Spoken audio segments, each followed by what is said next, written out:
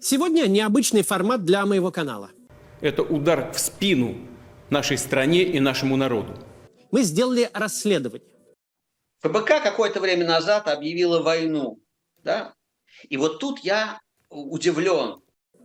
Сразу говорю, то, что вы сейчас посмотрите, вам не понравится. Мне тоже очень не понравилось. Мне хочется сказать, вы придурки, нет?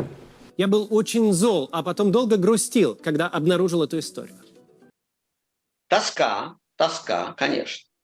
Потому что наследие Навального уникальное, нравственное прежде всего, даже не политическое, нравственное наследие Навального пошло вот на эту позорную подтирку, вот на эти склоки.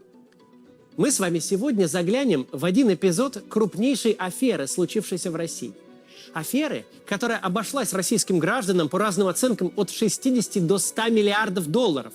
То, что они гоняли деньги на кипрские офшоры, все это делали. Просто чтобы понимать, о каком масштабе сумм речь.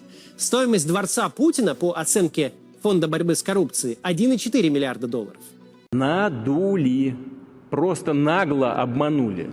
Я говорю про воровство денег из российских банков в начале и середине десятых годов. Разное думал про Волкова, но всегда считал его умным человеком. Если у тебя в шкафу такие скелеты обитают, да, как деньги от Железняка и Леонтьева, как деньги от Коголовского, ну, про Коха, да, у Коха брали, вроде собирались брать и так далее, что обещали ему «Газпром». Тут черти что. Если у тебя в шкафу такие скелеты, то что ж ты так себя ведешь шумно, имея такие скелеты в собственном шкафу и зная, что в любую секунду люди начнут рассказывать об этом. Случаев таких не один и не два. Но сегодня мы с вами подробно изучим один из них. Банкротство Пробизнесбанк.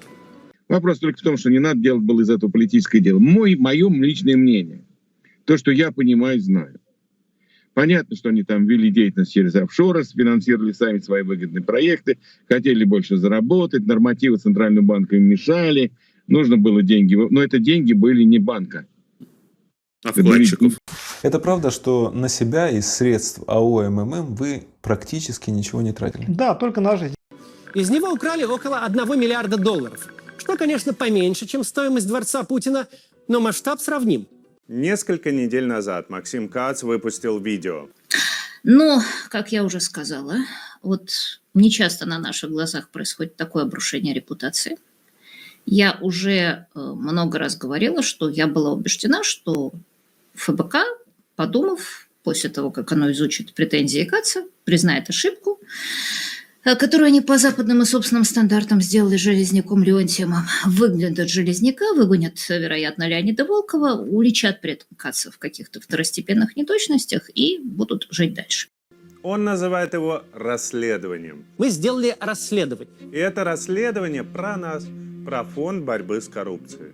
Это неприятный ролик, вам он не понравится. Получается, выводы Алексашенко, в частности, деньги выводились из банка, но возвращались назад.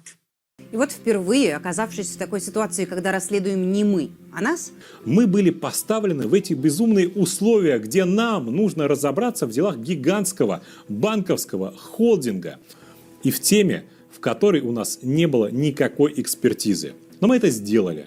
Георгий, сразу хочу сказать, что разобрались вы в этих делах плохо. И если уж вы сказали, что вы никак не можете понять, почему я не разобрался, могли бы позвонить, написать.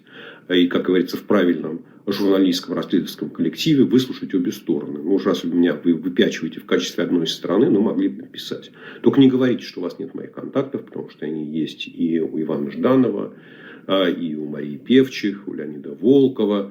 С вами мы действительно давно как-то не общались. Там у ваших продюсеров в огромном количестве, не знаю, у меня только в телефоне штук 5 их записано разных. Поэтому хотели бы узнать, узнали. мы подумали, неприятно, конечно, но делать нечего. Надо взять паузу, выделить время и ресурсы и разобраться во всем досконально. Вопреки тому, что рассказывается в этом фильме, в этом расследовании, я не знаю, как его правильно называть, все, что там сказано, оно целиком и полностью подтверждает гипотезу о том, что Железняк и Леонтьев и Железняк украли деньги Пробизнесбанка. Надо опубликовать ровно такой ответ, который мы все эти годы мечтали услышать от героев наших расследований. Воспользоваться шансом показать, как надо. Это не важно. Я же сказал, у нас нет разногласий. Деньги из банка ушли, А в банк не вернулись. То, что компании группы Life держали деньги на счетах в пробизнес-банке, это не означает, что деньги принадлежали банку. Банк их потерял. Банк потерял там, $1 миллиард. Не про чушь, муть и компот, работа на Госдеп, а знаете, такой настоящий ответ по существу. Ну, значит, триггером у нас был отзыв лицензии. А кто виноват в отзыве лицензии? Ну, Центробанк, как бы он же это звал. И это очень странная аргументация, потому что, ну вот просто зная о том, уже сейчас точно, какого рода схематозы финансовые делал пробизнесбанк, вот это прям уже точно доказано, все вот эти вот тайные поручительства, выводы и так далее. Ну, у ЦБ не было выбора, кроме как отзывать лицензию. Конечно, это его задача как регулятора. Если ты понимаешь, что у тебя банк занимается не банковским бизнесом, а финансовым схематозом и тайно выводит огромное количество активов, там, в несколько раз больше капитала, ну, надо отзывать лицензию. Надо было раньше ее отзывать на самом деле. Просто, судя по всему, ЦБ особо не знал. Без увиливаний, без отговорок, без замалчиваний. Просто взять и внимательно все посмотреть и прочитать. И рассказать, как было на самом деле. То есть, если суммировать, фильм «Ответ», который они выпустили в пятницу, вас не убедил? Нет, наоборот. Он меня убедил в том, что Леонтьев и Железняк украли деньги из банка. Более того, Георгий Албуров прямо сказал, куда эти деньги пришли. Эти деньги пришли в компании группы Life. Только компании группы Life к пробизнес-банку не имеют никакого отношения. Они принадлежат Леонтьеву, и, возможно, какие-то другие акционеры у него были. Но это другие карманы. Да, поэтому нет, все, что сказал Георгий Албуров, что эти деньги пришли в другие компании группы Life, ну, все правда, честно. Скорее всего, это так оно и было. ФБК как уважаемый орган, претендующий на какую-то объективность, полностью закончился. Они войдут в историю как группа коррупционеров, которые отрабатывают заплаченные им сверху деньги, обвиняя кого-то еще в коррупции. Олег, последний вопрос. Коль скоро я заговорила об активизме, об оппозиции вообще как таковой, что вы как банкир можете сказать по поводу, если вы следили немножко за развитием событий вокруг ФБК и пробизнесбанка?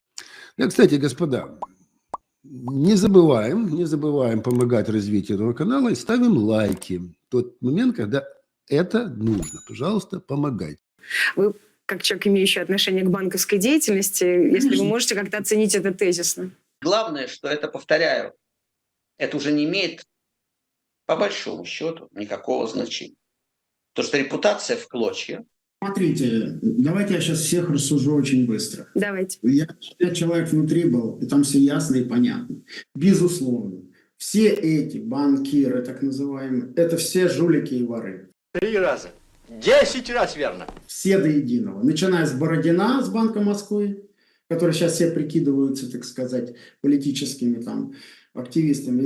Банкиры же, укравшие миллиарды, уехали на Запад и теперь представляют себя политическими беженцами, диссидентами и убежденными борцами с режимом Владимира Путина. Заканчивая там про бизнес-банк, братья Ананьевы, там, или про бизнес, промсвязь, банк, Траст.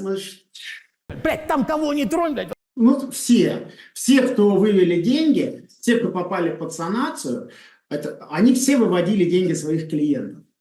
Путину это невыгодно.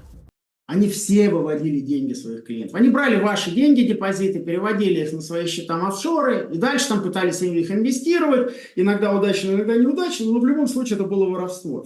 Это все, и этот так называемый, я, кажется, этого в глаза не видел. Конечно, я посмотрел это его расследование, 10 минут, он прав 100%. Почему говорят об этом не так часто? Там вообще нечего говорить. Вот все эти ответы какие-то, это все ни о чем. Все там понятно. Они действительно все жулье. Все до одного. Один кусок доказано, что он просто не соответствует, слова Катя не соответствует действительности. Про 90 миллионов, как минимум. Вы не понимаете, это другое. Да, я не знаю, я слышу. Это полный бред. А эти все деньги украдены всеми банками, не только про бизнес-банком. Всеми банками деньги украдены.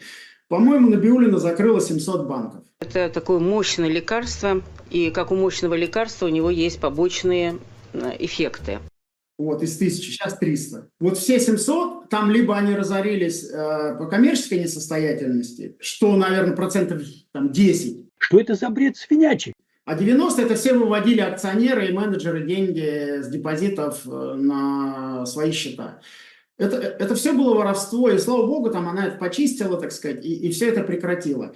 А еще там мне нравится такой нарратив по типу «все это делали, и вообще это были правила игры». То, что они гоняли деньги на кипрские офшоры, все это делали. Простите, Тинькофф банк этого не делал. Почему мы не выводили? Я не вывел деньги своих вкладчиков. Я бы мог не за 300 миллионов продать акции, которые стоили, а с депозита взять 2 миллиарда. У нас было 10 миллиардов депозитов. Я же не вывел 10 миллиардов депозитов и не уехал, и не кричу, что я против Путина. Сказочный долбоеб. Зачем его только из больницы выпустили? Альфа-банк этого не делал, Совкомбанк этого не делал, Райффайзенбанк этого не делал, Сбербанк этого не делал, Юникредит и далее по списку. Не надо вот эту херню нести, что так все работали. Вы можете принимать наркотики и потом весь день нормально работать? Нет, ну а как еще работать нормально? Кокаин и шлюхи, вот и весь рецепт. Но это полная чушь, потому что так да не все. Ну, вот мы этим не занимались. Первый день на Уолл-стрит, дай ему время. И все наши коллеги, конкуренты, тот же Альфа, Совком, там, Райффайзен, просто нельзя брать деньги с депозитов и выводить их куда-то. Это так, банк этим не занимается. Деньги должны размещаться в кредиты на территории этой же страны. А вот то, что они делали, это называется вывод. Наша работа – брать бабло у клиента из кармана и класть в наш карман. Это да. И дальше там, зачем разбираться дальше? Там какие-то частности, куда-то они уходили, приходили. Зачем это расследование на час?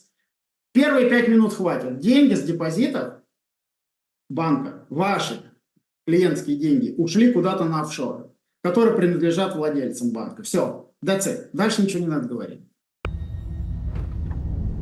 Не может быть. Спасибо большое за ваши оценки. Это было мнение Олега Тинькова. Спасибо за этот разговор.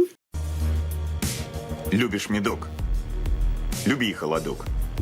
Простите, по последнему вопросу, это не мое мнение, это 100% мнение. То есть все банки, которые сейчас прикидываются политическими там какими-то беженцами, они все криминальные. Это все криминальные. Все до единого, кто попал под санацию. Там нет ни одного банка, который, я банковскую сферу знаю, который бы, там сказать, как-то, что кого-то отобрали, какие-то СВ, какие-то ФСБшники, какой-то бред. Полный бред.